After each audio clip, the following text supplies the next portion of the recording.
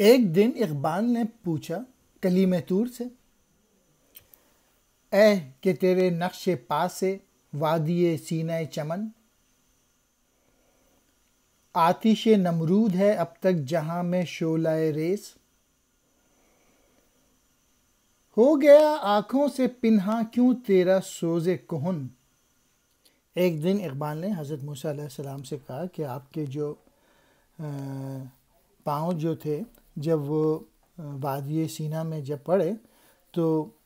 وہاں پہ وہ گلستان بن گئے، اور لیکن اب یہ حال ہے کہ دنیا میں ہر طرف جو ہے وہ آگ پھیلی ہوئی ہے، آتش نمرود والی، اور یہ کیا ہو گیا ہے کہ جو آنکھوں سے چھپا ہوا ہے آپ کا پیغام، سوز کہن کہتے ہیں پرانا جذبہ، بنا چھپا ہوا، یعنی وہ پرانے جذبے اب وہ نظر نہیں آ رہے، وہ سب ختم ہو گئے۔ تھا جواب صاحب سینہ کہ مسلم ہے اگر، چھوڑ کر غائب کو تو حاضر کا شیدائی نہ بن۔ حضرت موسیٰ علیہ السلام نے جواب دیا کہ تو اگر مسلمان ہے تو غیب پر بھروسہ کر، اللہ تعالیٰ جو نظر نہیں آتے ان پر بھروسہ کر، تو جو حاضر ہے تو اس کا دیوانہ نہ بن، اور ذوق حاضر ہے تو پھر لازم ہے ایمان خلیل، ورنہ خاکستر ہے تیری زندگی کا پیرہن۔ جو موجودہ حاضر زمانہ ہے اس میں ضروری ہے کہ تم حضرت ابراہیم علیہ السلام کے ایمان کی طرح زندگی گزارو، ورنہ آگ جو ہے نا وہ تیری زندگی کا لباس وہ جلا دے گی۔ ہے اگر دیوانہ غائب تو کچھ پرواہ نہ کر، منتظر راہ وادی فارا میں ہو کر خیمہ زن۔ ہاں اگر تو دیوانہ ہے اللہ تعالیٰ کا جو کہ نظر نہیں آتے، اگر تو ان پر بلیف کرتا ہے پکا، تو پھر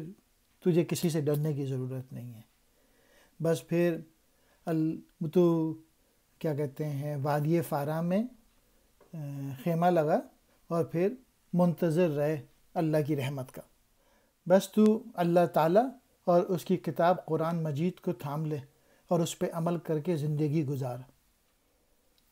عارضی ہے شان حاضر سطوط غائب مدام، اس صداقت کو محبت سے ہے ربط جان و تن۔ اور اس بات کو جان لے کہ اس دنیا میں جو کچھ موجود ہے وہ سب ٹیمپرری ہے، وہ سب عارضی حیثیت رکھتا ہے، اور جو نظر نہیں آتا یعنی اللہ تعالیٰ، اس کی شان جو ہے وہ مستقل حیثیت رکھتی ہے۔ یہ ایک ایسی سچائی ہے جس کا تعلق اللہ تعالیٰ کی ذات سے ہے۔ اس سچائی کو محبت سے دینی تعلق ہے، جیسا کہ جان کو جسم سے ہے۔ سطوت کہتے ہیں دبدبا، روب، مدام ہمیشہ ہمیشہ کے لیے، صداقت سچائی، ربط جان و تن جسم اور جان کا تعلق۔ شعلہ نمرود ہے روشن زمانے میں تو کیا، شمع خود راہ می گداز درمیان انجمن۔ بالفرض زمانے میں شعلہ نمرود روشن ہے، یعنی کفر کا دور دورہ ہے، تو اس سے کچھ فرق نہیں پڑتا، باطل بھی شمع کی مانند بقول میر رازی پھیل کر ختم ہو جائے گا، جبکہ صداقت کا نور پتھر کی آگ کی طرح نظروں سے اوجھل ہے،